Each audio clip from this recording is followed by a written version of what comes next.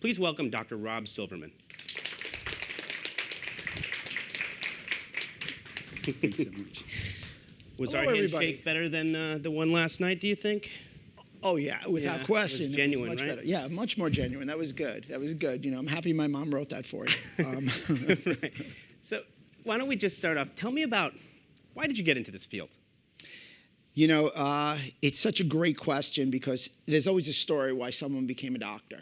It's definitely not for money. It's to affect people. So I have congenital torticollis, so there's an asymmetry to my head. You may notice that. And I grew up in the Bronx, so that wasn't fun. It was a tough growing up with that. And the medical model just didn't have anything to offer me. And I'm not so sure they do at this point either. And I went to a chiropractor when I was 21. I had suffered a back injury. And I'll tell you, the Mark Twain quote comes to mind every time. The two most important days of your life are the day you're born and the day you knew why. He moved my metrics so much, you know, and I got up and I knew I wanted to help people the way he helped me. And concurrently, in school, I had a business degree. I mean, like, I didn't grow up wanting to be a chiropractor, functional nutrition major. And I was taking nutrition at the time, and I was going through diet, and it was an elective. And in that nutrition diet class, I learned so much about the diet, and I saw such a change going to the gym and performing in school and even performing on a basketball court that I said, you know, there's something here. So when I graduated college, I took all the prerequisites, and man, I went to chiro school, and I've been going forward ever since. Just in this room, has anyone here, raise your hand if you actually have been to a chiropractor? Okay, pretty large amount. I would say that, you know, going to the chiropractor the first time, people are like, what the heck am I getting into? You must have had that thought yourself. Oh, I never heard that one before. No, I'm just kidding. I hear that all the time. And chiropractic has grown so much. It's grown out of the confines and context of just spinal work. But we're well beyond that. I mean, and I'm living proof of that right here, that we look at everything from a holistic approach. And to coin a cute phrase, we look at the body from the inside out. So that leads me to my next question, because many people might say, why does a back doctor here to talk about nutrition and health? But you actually have a full approach, and tell us about that. Yeah, I look at the body, again, from the inside out. And it was really funny because I knew nutrition was a key component. So I'm a believer in manual rehab plus functional nutrition leading to optimum health. And I had really going through chiropractic school, I had always thought about, how do I fix the body from the inside out? And nutrition was one thing that always resonated, as I said earlier, with me. So about 10 years into practice, I had all these nutrition degrees. And I was having some trouble with some patients getting them better, and it bothered me. So I'm sitting with my 6-year-old niece from Singapore, and we're trying to have an adult conversation. And of course, she's the only adult in the room. And I'm basically complaining to her that I can't help somebody. And she looks at me and she says, "You're a doctor, you're supposed to know." So I'm like, and as opposed to taking it in stride, I got defensive and I started to make excuses. And she just moves her little book away and she says to me, you know, "Mommy says if you're not good at your job, get a new one." So it was a knockout punch. And then I knew functional nutrition, looking at the systems. There are only 14 systems in your body. That's it. There's thousands of symptoms. So you had to get to the intrinsic system to really help people. And that's part of the problem that we have in our healthcare system now. They're myopic in just looking at the symptom. Why'd you write the book? You know, I wrote the book because when I first went to chiropractic school, I wanted to help people the way I was helped. I mean, that man moved my metrics. He changed my life, and I wanted to change people's lives. So I became a doctor to do it one-on-one. After about 10 years, I said to myself, you know, I want to start lecturing to doctors to exponentially reach the population. And then ultimately, I wanted to write a book so everybody could benefit, and I could hope to help everybody get good health, because health is wealth. Well said. Talk about a little bit more about the issue with the current medical system. Yeah, as I referred to, it's very myopic. We don't live in a healthcare system. We live in a sick care system. Right now, chronic disease, which is basically one of the biggest costs on our healthcare system, is defined as something that you have 3 months or longer that can't be cured by a vaccine or helped with a drug.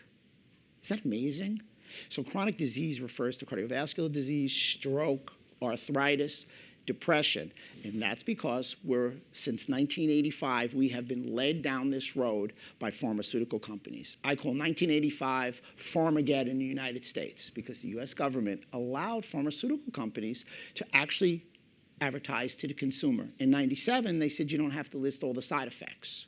So that was a very symptomology move. We're 4.4% of the population in the world, and we use 50% of the pharmaceuticals and 80% of the pain meds. So unfortunately, my colleagues look a lot at the symptom and not at the system. And when we start looking at the system and not the symptom, we're going to start to help people get healthy, because chronic disease is based on system failure.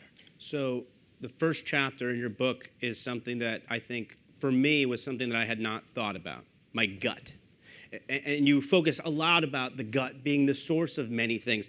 First of all, just tell me about what is the gut when we're referring to that. It's a great takeaway, and that's why I put it in chapter 1, because do you have the guts to be healthy?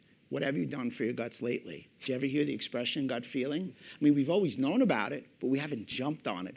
Our gut, right here, it protects the inside of the body from the outside of the body. It's 70% of our immune system is housed in our gut.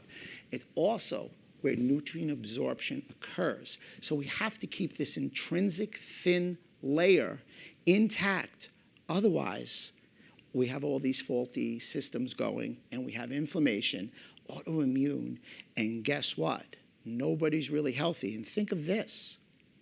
All the drugs adversely hurt our gut health. So define the gut for me. What Sure. are you talking about?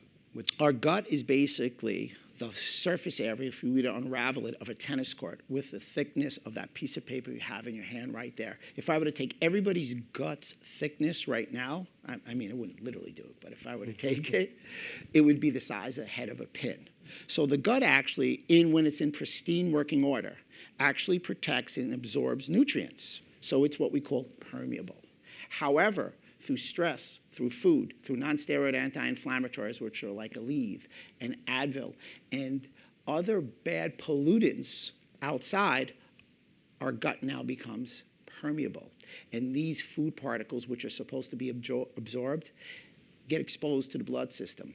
And all our immune system goes on override and attacks it. And we start getting autoimmune. It raises our level of inflammation. So the first source, if you could take anything from Monday, and I'm a big proponent when I lecture, Monday morning, tomorrow application, start taking care of your guts. You talk about a phrase for that. What is it called? All disease begins in the gut. Hippocrates.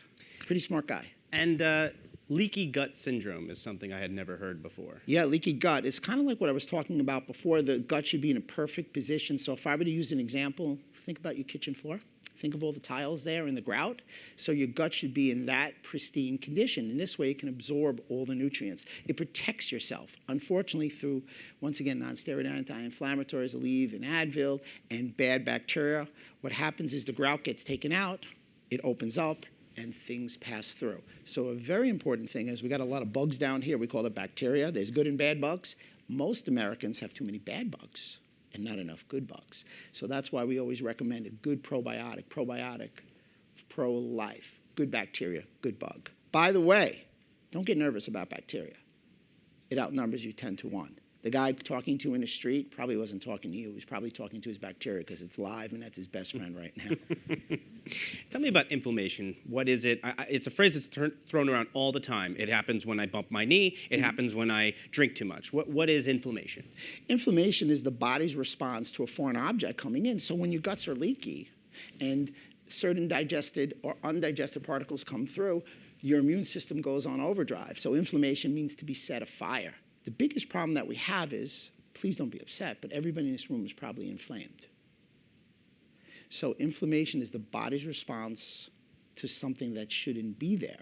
And it leads us down the road for CVD, obesity, arthritis, and for such a young crowd, early aging.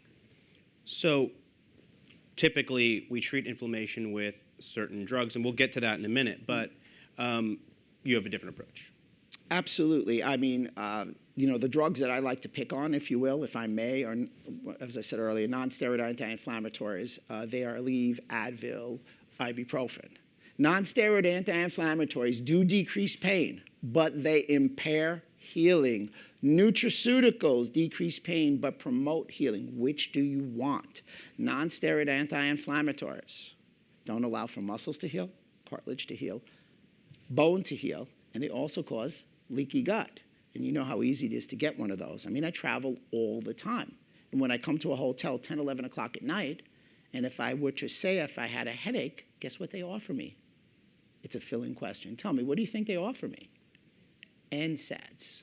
No one offers me a probiotic. Nobody offers me a fish oil. Nobody offers me a delicious green drink, fiber or no fiber in it. So the problem is... Do they work as well or as quick? They don't work quite as quick, but they work well without any side effects. And that's why the American mantra wants these NSAIDs, because it's fast, it's quick, and they don't understand. So if I were to quiz everybody here or survey them, they would not realize that NSAIDs provide no healing. NSAIDs referring to Tylenol, or Advil, ibuprofen, things like that. Yeah, absolutely. So do you have any examples of maybe a patient or something with this inflammation issue that you were able to kind of successfully treat? Yeah, I have many, but one really comes to mind. We'll call her Gail, and in her teenage years, she got Lyme disease. So she got a plethora of antibiotics. She was gouged with them. She also did not realize at the time she also had a gluten problem, gluten being glue sticking to the intestinal tract. And then she had multiple other conditions and took more antibiotics. So her gut became compromised, so much so she had a failed marriage. She had to quit a job because she had to go to the lavatory too many times and was embarrassed. And she basically, when she came in her early 30s, beautiful young girl, was in a really bad way. So we put her through a specific gut restoration program, took her off gluten, and within 6 weeks, she lost the needed weight, she felt better, and she had a job afterwards. So it can be done naturally, and I purport to everybody here, start considering that. The doctor of the 21st century looks for non-surgical, non-drug approaches. Little off topic, but you mentioned gluten. Is it the enemy that we all see it?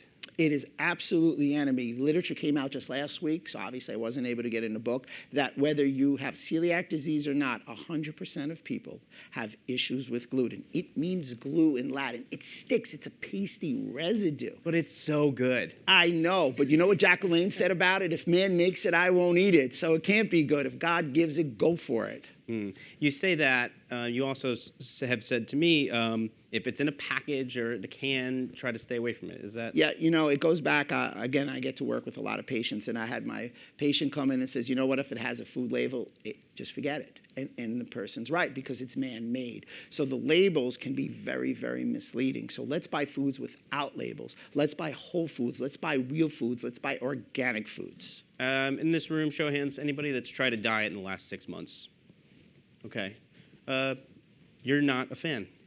Diets don't work, as evidenced by the fact that 40% of males in America are obese, 35% of women are obese, 15% of men worldwide are obese, and only 11% of women worldwide are obese. So we're too heavy. Diets don't work. They're a jail term. It doesn't work. A therapeutic lifestyle where you adhere to healthy food, exercise, and proper supplementation is the way to go for long-lasting weight loss, body composition, and overall health. So we look at a diet generally as a short-term thing. You're saying you should just change your overall lifestyle.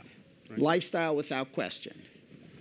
This is very common. You go on vacation, you come back, diet starts on Monday, and then you do the cleanse or whatever. You have said detox and cleanses are very different.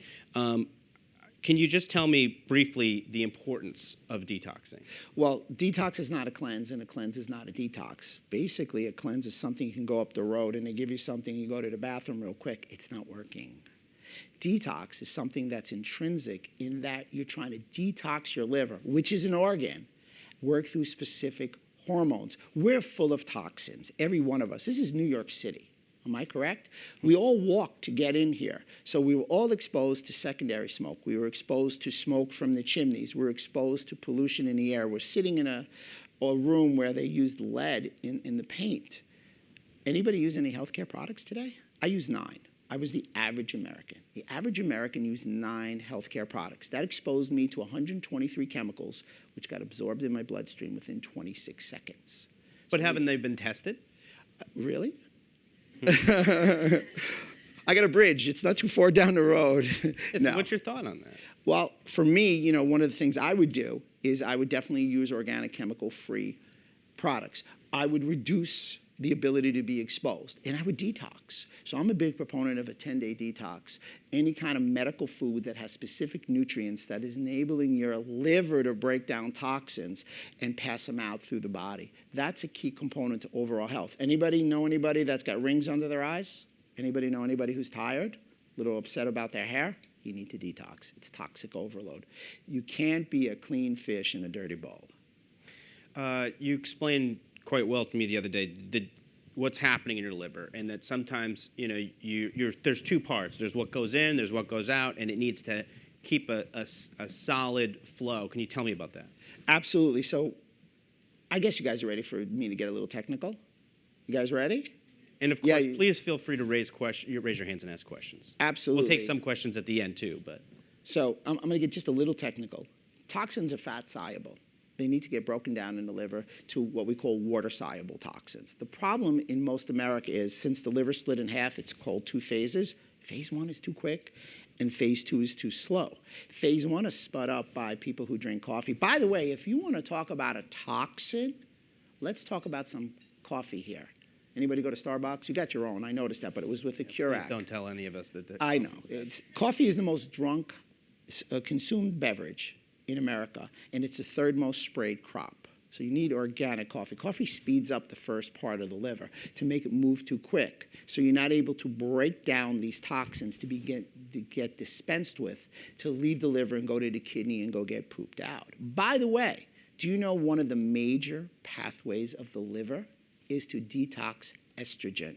Ladies, if I may, the #1 toxin that women are exposed to are tampons. They're made of cotton.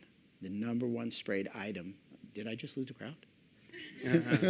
Everybody's looking at it. It wasn't me. Don't kill the messenger. Yes. The #1 sprayed item is cotton. 94% of tampons are cotton. And the applicator, it's toxic. So, first of all, you mentioned coffee. I mean, that's something we all drink. Organic coffee is relatively okay? I mean... Organic coffee, but again, you don't want it in a Keurig, because if it's in a Keurig, it's got the plastic. Because anything with plastic has BPA, and BPA is shown to decrease testosterone in men. BPA is also shown to have preterm births in women. BPA is poison. And by the way, our currency, our dollars, have BPA in it. And so do our cash registers receipts. So we are always exposed. We almost need a detox, both spring and fall cleaning. So I don't want to dive too much into detoxing, but I think it's incredibly important. And if you guys pick up the book, there is quite a few examples of solid ways to really, pun intended, to really detox yourself, right? So I want to kind of skip a little bit more forward. You talk about a sprained ankle being one of the most common injuries. What are we doing wrong in the way that we treat our musculoskeletal system? Well, here's your takeaway on your musculoskeletal system. #1, how many of you people have injured your musculoskeletal system and waited to see if it would go away and heal? How did it work? Not so hot, right? Because if it worked, older people and cavemen would have stood straighter. A musculoskeletal system, which attaches and affects every other system in a body, is a unique system in that it needs some sort of stimuli. Our body is a beautiful organism. It has the ability to heal itself. The problem is it just needs a little help, and it needs certain nutrients and certain exercises. So typically I have a patient come in after an injury, like 3 or 4 weeks, and I say, why'd you wait so long? Well, I want to see if it went away. Well, where did it go? North, south, east, or west? Where's it going? Does it have a passport? I mean, where is it going? And the fact is, you all have to know that a musculoskeletal injury does not heal on its own, and you have to tend to it with exercise, nutrition, and diet, because an injured tissue needs specific nutrients to enable itself to heal. To speak to the sprained ankle, it is the most recurrent injury that we have in sports, 80% reoccurrence. It's not just a sprained ankle because, oh, it's just a sprain, tape it up. But it's not, because the current mantra is price. pressure, rise, ice, compression, elevation. But if that were to be working, it wouldn't be the most recurrent injury. So you have to understand that the body's all interconnected. It's this great working organism. It's so exciting, but the body's interconnected. So if you sprained a ligament, that's what a sprained ankle is, you've also injured a muscle. You've injured other structures up above the area of the ankle. Get it checked. So when you go to the doctor today, take some Advil, stay off it, is this wrong? Did you say that? Did he just say Advil, guys? Yeah. I mean, so what honestly. do you do? What's the better way? Oh, well, for me, simply, of course, seek somebody out. I'm not going to tell you just to see a chiropractor. I'm going to tell you to see a chiropractor. Nevertheless, what you want to do is you want to get an immediate treatment protocol. Some of the things you want to look at are proteolytic enzymes. They're a much better choice than the NSAIDs. Proteolytic enzymes are bromelain, trypsin, and chymotrypsin. They have natural support to decrease swelling. There's other items like turmeric. Everybody's heard of that. Curcumin is in turmeric, not to get, again, too technical. These are natural herbs that have been shown to help heal the body at a cellular level without the side effects that these NSAIDs do. And of course, get your treatment, get active treatment. It doesn't go away. So you actually mentioned in the book that you got to kind of move around a little bit on it, right? You have to, because otherwise it'll get used to the wrong kind of set, right?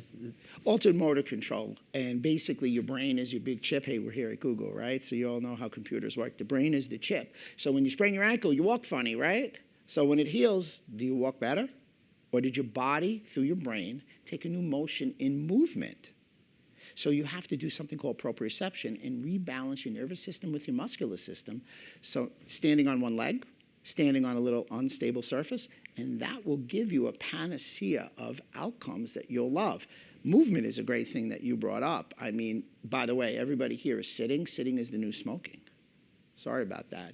So Reebok did a study. Am I allowed to say that here? Well, Reebok did a study that we live about 26,000 days. And in that, we exercise 0.7% of our time. You sit almost 30, and you play with technology. This may not be news to you, 41% of the time. So do me a favor before I leave. Everybody's going to stand up because at least I know you'll be healthier, and then you got something from this talk. So Fitbit is a minimum generally of your 10,000 steps, right? Is that what you recommend? I like the 10,000 step, but the Fitbit just got shown not to work because the people who used the Fitbit didn't work out as hard, interestingly enough. So don't use the Fitbit, but get moving. If I could tell you anything, exercise, move, 10,000 steps, Mike. What a great start to the day. Standing desks, is this something that helps? Standing desks are a great choice. Standing desks is something that I purport to have. I have it in my office. If you ever guys go to my YouTube, my social media thing, you'll see that I'm standing. I'm standing all the time. You know, I look great for 95, right? So switching gears a little bit, you have a whole chapter about lasers. Mm-hmm. Okay, so I would have to say that many skeptics, including myself, before even reading this, I always see lasers as like a quick, cheap fix. You know, it's going to grow your hair back and do all these crazy things. But you actually advocate for laser therapy. Is this correct? I do. I'm a big proponent. It's not just a laser like in the movie Austin Powers. Laser is actually based on Einstein's law of physics. So when you really understand it, it's basically working at a cellular level. It's got a light that penetrates the skin in the cell membrane to stimulate healing at a cell level. And if we don't think that light is healing, did anybody ever see a child that was born with bilirubin, you know, yellow? What does everybody do? They put it into the window in the light. So this is mimicking the sunlight to allow for healing from, guess what? From the inside out. So a couple of quick things now. Switching from lasers, concussions. This is something that you actually write about also in the book that's, you know, I think kind of interesting. It's certainly on the rise. Tell me about the epidemic anyway. Concussion is probably the most topical conversation we can have. But, you know, it's interesting. I'm going to ask the crowd, what sport has the most concussions? Soccer is number 3. Good guess. Football, number 2. Number 1, cycling. Now, cycling's number 1. Wow. Football's number 2. What do they both wear? Helmets, right. So what does that tell you? The helmet is there so they don't crack their skull. So let's understand what's going on, because it's rampant concussions. Your brain is 3 pounds. It's small. It's 3 pounds of jelly held by one septum. So it's not the initial impact. So if I go like this, it's not the impact, it's the whip. And when you whip your head, you stretch your brain tissue. They're showing that people are stretching this gelatinous substance up to 50%. So if you may, remember the Jell-O your mom gave you? Spread it apart 50%. That's where that brain injury occurs. And the problem that we have is that 90% of people who have a concussion do not lose consciousness. So people don't think they have a concussion. Concussion is running rampant. It's on the rise. Most common, believe it or not, in females. And the reason, real simply, is women have a tendency to report injury quicker. Number 2, women's necks aren't as strong as men, and they whip their head back. And number 3, they have something called the withdrawal hypothesis. Women have estrogen and then progesterone during their normal cycle. So progesterone in the last 2 weeks is typically high. It has a calming, healing effect on the brain. The moment the woman gets hit, the pituitary gland shuts the progesterone off. They have no hormonal response, and they are more susceptible to concussions than men. So you advocate for a different approach to treating concussion. Absolutely. So there's a lot of people out there saying that they're curing concussions. So here's what I would recommend. Number 1, low-level laser has shown to be efficacious to help with traumatic brain injury, which is a concussion. Seek somebody out who's got a 635 nanometer laser. It's great. Nutrition. Nutrition is fabulous. So let's talk about a few nutrients you would like. Eat some protein. Protein gives an immediate response. Creatine gives immediate energy to the brain. I would do alpha lipoic acid, which is a great antioxidant, choline, vitamin D, zinc. And here's the big takeaway, glutathione. Glutathione is the body's biggest intracellular antioxidant. 2 years ago, Sports Illustrated did a study. They had a graduate assistant who would take the skull off mice. By the way, do me a favor. Whether you like to talk or not, don't ever vote for me to come back as a rodent, because they beat the bejeebers out of these guys in labs. So they took the skull off, and they found out that this guy was giving everybody a concussion. They went over to him, the mice that is, and they put in glutathione, and it decreased brain tissue damage by 70%. So there's a lot of nutrition and nutrients to help brain tissue heal, get on that. And here's the biggest takeaway, Mike. When you injure your brain, you injure your gut. It takes 6 hours after a concussion to have damage to brain. Your gut becomes leaky 6 hours. So remember, brain on fire means gut on fire. Gut on fire means brain on fire. They're intertwined. So remember when I said before, if you had leaky gut, you're more susceptible to a brain injury. If you damage your brain, you're more susceptible to a leaky gut. So it's not just a concussion, and it's not just resting. It's fixing the systems and the body from the inside out. And nothing shows it better than concussion. So I want to start encouraging people to think, if they have any questions, to come forward. We'll have some time for that. But I want to talk now back to the gut. Bloating, we talked about it a little earlier. Inflammation. You have the 6 R's that I thought was really interesting. If you could kind of walk us. Sure. So what Michael's referring to, we had spoken before about bloating, is the gut has no pain fibers. So you can't tell if something like gluten is bothering you. So do you get gas and bloating when you eat?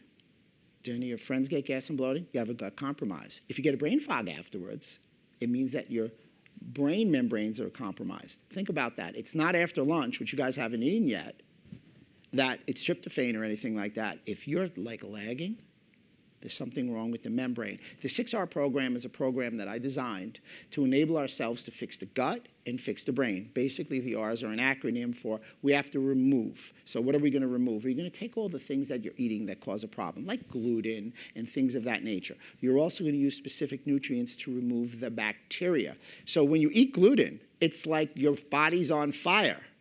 So if you stop, all you did was call the firemen. The house is down, but there's no more fire. So now you need to start to rebuild it and call the contractor. Don't call the firemen the next day. So what you want to do is you want to replace with digestive enzymes and pancreatic enzymes. You want to re-inoculate, that's the 3rd R, with probiotics. You want to repair and regenerate the gut lining with specific nutrients. And then the doctor should retest you. to make sure you've reached clinical outcome. And if you have, great, let's retain your health. Because like I said before, health is wealth. All disease begins in the gut. So probiotics, all these things are great, supplements. Men and women are very different, right? So you just noticed that? Yeah. Yeah. We'll have a talk later about that. Right. Tell me, so especially when it comes to bone density, things like that, what should maybe women be doing differently than men? Well, in reference to the bones with women, I don't think we speak to our 52% of the population, my counterpart, enough. And what they don't realize is women are partaking in athletics all the time now. I mean, when I went to school, there was something called, I think it was Title IX. Women are playing sports. So what happens is, if women get anything that revolves around a eating disorder or not eating enough food, they get something called amenorrhea. It's a loss of a menstrual cycle for 3 months or longer, or not getting one. This amenorrhea enables women, unfortunately, to get osteoporosis about a decade earlier. So women should supplement and eat a good diet and consider calcium. The best form of calcium, if anybody's interested, is microcrystalline hydroxyapatite concentrate. Don't make me say it again. MCHC. So you want a good form of calcium with a good diet to make sure your bones are not susceptible to osteoporosis. By the way, men, at 40, we overtake women. We lose 2% of our bone density versus 1% of them. So we always have to eat well. We always have to consider supplements. And we always have to exercise. And you have to get a doctor. You have to get a doctor that's individualizing the treatment for your needs. You're not a number. You're a person. So what would you say some of the real key takeaways that you want people to take away from this book when they read it? So for me, it's a few-fold. When you guys read it, and thank you for having me here, I greatly appreciate that. One, therapeutic lifestyle is the way to go. Change your life. Number two, what's most interesting is, I always, as I said earlier, I like people to implement. So knowledge plus power. Knowledge plus action equals power. The power is in getting you healthy. You know, there are times that I start to think, and I get excited, I have to stand for this. I start to think about Norman Cousins, and he had one of the greatest motivational lines I have ever heard. He said, "The tragedy of life is not death, but what we let die inside of us while we live. So do not let your zest for health die. Do not let your friend's zest for health die. Never. Health is one of the most important things." If by any chance you guys are, faltering on that or not getting energy, trust me, I am the Energizer Bunny Rabbit. If you didn't notice that, I am it. They've got me medicated to stay calm. My wick burns 365, 24/7. So if you ever need anybody to pump you up, you come to me, because my wick will light everybody else's in the room, and we'll get outside and start changing healthcare. So if you will, just remember, you can change, and you can change tomorrow. Well said. Thank you. Does anyone have any questions? Thank you for coming here today. I would like to, I got your take on gluten, but I'm still not convinced really. Why really do you think it's bad for you? And do you have studies or anything that really shows it? Absolutely. Gluten is broken up into 2 different proteins. And those proteins have shown through, oh my goodness, a lot of different studies to cause deleterious effects, bad effects on people's health. They damage the gut. One of the proteins is the one that I referred to, gliadin. And in that protein, in 100% of people studied, damaged the gut. Listen, I understand that you may like bread. It does taste pretty good. Unfortunately, man makes it. And what's happened is, it's not the same bread that we had 40 or 50 years ago. I mean, you have to understand where it's coming from. You have to understand where that wheat's coming from, our soil. But to speak to gluten, there is a ton. I can give you a ton of studies later. Probably 300 if you really want to stay up all night. And you can see that gluten is very deleterious. What's most interesting about gluten, and I'm happy you brought that up, it's a great question, is that celiac disease is the height of having a gluten issue. About 1 in 100 people have celiac disease. And 30% of Americans now are doing a gluten-free diet with no change in the number of celiac disease. And that's why that 6-hour program is so critical, because you got to fix the damage that the gluten does. Thank you. Thanks, Well, Pierre. thanks. That was great. Any other questions? We'll have a sandwich later, man. Yeah. So I have a question. So weight loss, diet, we talked about that, but you have a couple of good bullet points, for, we're always concerned about calories and counting calories. Your take is a little different.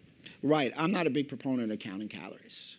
Calories are just units of energy. I want everybody in here to start counting chemicals. I want everybody in here to start counting nutritional value versus calories.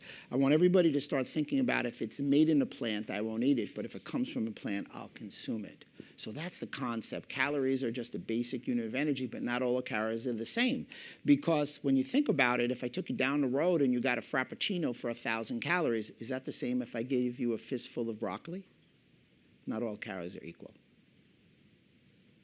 So we're on the run a lot. We don't have time to buy fresh vegetables, slice them up, make a Greek salad every day.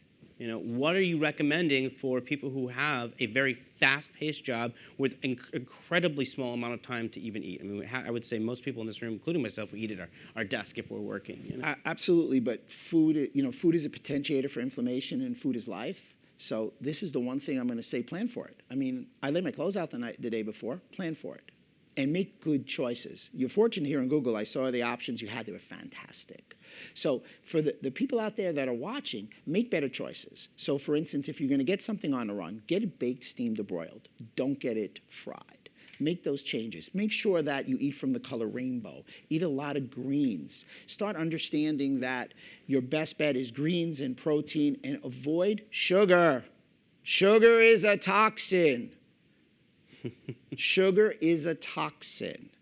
Avoid sugar. If you just cut sugar out, you would be impressed. In 9 days, there have been studies that have shown if people decrease sugar, they've decreased their heart markers, adverse heart markers, by 50%.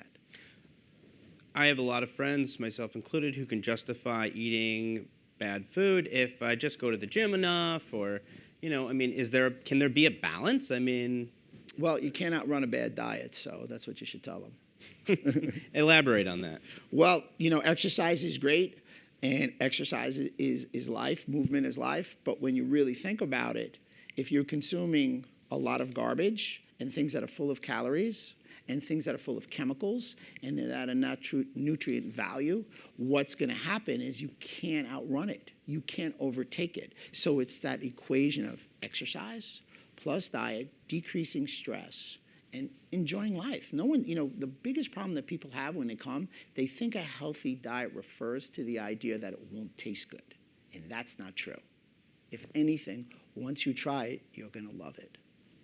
Hi. Hi there. I'm Taylor. Thanks for coming today. Hey, Taylor. Just a quick question. So I'm hearing no sugar, no gluten, no leave, no this, no that. What about the everything in moderation policy, or what can we do to sort of live in the world that we exist in, and in a city where we're surrounded by food all of the time, that's still mindful of the best health practices? Well, make sure you don't eat anything with added sugar. So we have a problem. And so for instance, if you were to look at that food label, now since 2014, the food labels talk about fructose, but it's not really fructose, which is fruit sugar. It's high fructose corn syrup. So things are mislabeled. So my theory is as long as you can see what you're getting, you can eat it. Obviously, the Aleve and the Advil, you know how I feel about that. Use some natural supplements. Try not to eat, limit the amount of sugar that you do. And gluten is just basically at this point a true no-go. Don't shoot the messenger. Just be happy I'm going to give you the message. And it'll be fine. Life will go on. Do you know, again, any restaurant has a gluten-free menu now.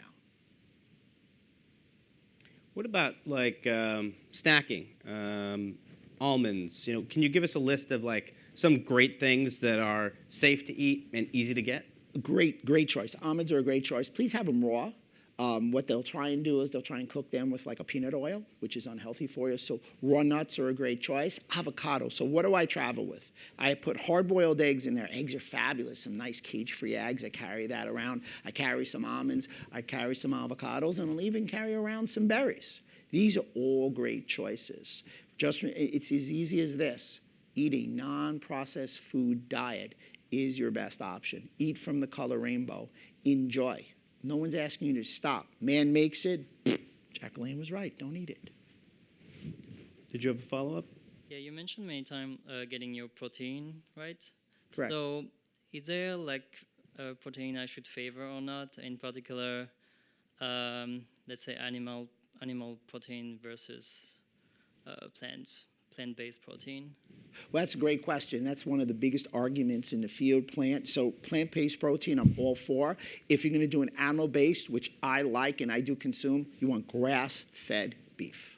You want grass-fed or organic beef. Grass-fed beef is great. It's high in omega-3s, which are healthy fatty acids, whereas most animals that we're exposed to, if you're going to eat that, are omega-6, very unhealthy for you. So grass-fed beef, plant, great choices for protein. Chicken, turkey, and the like. Poultry is great. Bison. But I mean, I heard that for the number one death cause in the U.S. is coronary Heart disease. Absolutely. And it's really important not to consume like much fat to not get it. I love that. Thank you so much. You get a free lunch later for that. I love that. It's actually not fats that cause coronary heart disease. There was a study that came out, and it's proven that sugar causes coronary heart disease. Sugar causes the plaquing. It's not fats. And the problem that we had, and I hate to say it here, it just came out 2 weeks ago that Harvard researchers were paid to say it was fat that increased, saturated fat that increased heart attack and not sugar. They were paid by the sugar industry. We all know that. It just came out, so it's not a conspiracy theory. And if you look at the biochemical pathways, sugar causes plaquing and coronary heart disease. Fats don't. Fat is your friend. It is not your foe anymore. We were not told. We were misinformed. So that's an interesting point about the proteins too, just knowing that some of these things are safe, and hopefully, Taylor, that'll make you feel better too, because it definitely made me feel a little better knowing that I could have some chicken and stuff here and there. There's plenty there to choose from, I promise you. Did you have a question? Yes, so you said sugar is bad, but what about honey? Like it's shown to be, well, at least some studies show that it can be very beneficial to the body. Well, my functional medicine docs are definitely going to kill me because I'm going to say if it's pure honey, it has some medicinal effects. So I would go for that. But again, if you're talking like an agave, the way they take it out of the cactus, that poses an issue because that functions in the body like high fructose corn syrup. So I will tell you that if someone said they want to add a little honey to something, I'm not adverse to it as long as they're not adding honey to a plate of pasta. I know that doesn't mix. Or some other carbohydrate. I'm not a very good cook, everybody. I cooked for my wife pasta. once. Yeah, I'll lay off the pasta. Honey on a bagel then. I can just say that I don't cook much, but the honey, if it's a little bit and it's real honey and not manufactured or anything like that, I'm going to let you go with that. How about pure maple syrup? No. No dice. No dice. That's out. Hey there. My dad has been experimenting the last 2 years with intermittent fasting. Said it's like the greatest thing ever, and I'm not convinced. Just wondering what your thoughts are. I know you talk about like the detox. I don't know if that plays into it at all, but just your thoughts on intermittent fasting. Intermittent fasting, it's not in the book. Intermittent fasting is very different than what I purport to that a diet should adhere to. There's not a lot of literature on it. People like it. For me, I always tell people to have like an 8 to 12-hour window between their last meal and their first meal. That's not intermittent fasting. So the literature is really small on that. And at this point, I would avoid the intermittent fasting. Clearly, the detox is different, and I suggest everybody in this room start a detox program. Does that answer your question? Okay, good. Yeah, does it shock the body, the metabolism and all of that, this fasting? I just think what they're doing is they're shocking the body, they're cutting their calories, and they're just not eating enough. It's very funny. We do need to eat. We need to consume our calories to have enzymatic reactions. So eating is good. It's just, again, not the calories we eat. Is it the chemicals? What's the nutritional value? Is there satiety? Is there a sensation of fullness when you eat? When you eat sugar, your blood sugar goes up, it drops down, and then you want to eat more. And that just has that vicious cycle, and everybody blows up from that. Hi. Oh, sorry, you were standing there first. Sorry. Thanks for coming and sharing your knowledge. I'm shifting the conversation a little bit away from food, but I wondered if you had any thoughts about people who like crack their knuckles or their bones pop and how that might impact health in your body. You mean like Boy, that's actually that? Yeah. If I do it, it's probably going to be different than if the layman person does it. If it goes naturally, I'm okay with it. I know when I grew up, they said if you do this, you're going to get arthritis, and that hasn't been proven. That's just a little sound in your fingers. But my opinion would be have a professional do it because you get a better clinical outcome with that. But if it goes on its own, I mean, you may be leading to that. Like if you move around, you hear some crackling, if you will. That's not bad. Thank you. You're welcome. Thanks. Hi. Hi. So you talked about the obvious, just work out and eat a good diet, but you mentioned supplementation, and I've experimented with supplements in the past because I'm vegetarian. So what would you say is the best regimen for someone who doesn't eat as much meat or fish or dairy? Like, obviously you can't have fish oil, but fish oil is the number one thing that's good for you. And what's the best regimen for someone like that? Well, in reference to the fish oils, what you could do is you could use an algae-based fish oil, so that would adhere with your vegetarian lifestyle. So I would be a big proponent of one, you want to get some protein in it. A lot of companies now make a peanut rice protein. Peanut rice protein with added amino acids, branched-chain amino acids, has shown to be as effective as whey, so it's a great supplement. With other supplements, I would recommend for everybody here, a multivitamin, multimineral phytonutrient. Excellent choice. The omega-3s, great call. Vitamin D, hormone D, outstanding choice. Probiotics. Just bathe your intestinal tracts in good bacteria. Let yourself have plenty of good bugs. And make sure you're eating a lot of fruits and vegetables or a fruit and vegetable mix. Those would be the standard supplemental recommendations I would recommend for everybody in here and everybody out there listening. Supplemental to lifestyle, diet. And what are some good probiotic foods that people can have? Vegetarian only, or is there? No, some good foods. Of course, yogurt comes to mind, but yogurt is dairy. And people think there's enough probiotics in yogurt. There are millions of bugs, bacteria, I call them bugs, in yogurt. You need billions. So you really need, I hate to say it, we do need to supplement. We're more at pulling out the bacteria. Interestingly enough, you had asked me a question about the issue with the medical model. And I have a lot of respect for the medical doctors. They're fabulous and they're brilliant, but they spent the 20th century taking bacteria out of our stomach with antibiotics, and now we're spending the 21st century trying to repopulate it. So you're really probably going to have to repopulate with a probiotic. But a good diet's a great start, and good foods that have a lot of fiber will feed the probiotics. We call those prebiotics. And those prebiotics are resistant starches. They're actually carbohydrates that are cooked, cooled, and cooked again. And they're the new thing out there. And I think the resistant starch is going to be your choice to consume carbohydrates. So supplements is really the only way we can meet our probiotic needs now? Is that... Yeah. I mean, for what we need and where we are, the only way I've seen it is I recommend a lot of probiotics. Yes, I do. But diet is, remember the word supplement, supplemental to what? Diet, lifestyle, etc. Any other questions? I think that's our time. Great. Dr. Rob, this was fantastic. I really appreciate it. Thank you to Google for having us, and this was wonderful. The book is Inside Out Health. It's up there, and thank you so much, Doctor. Thanks for having me.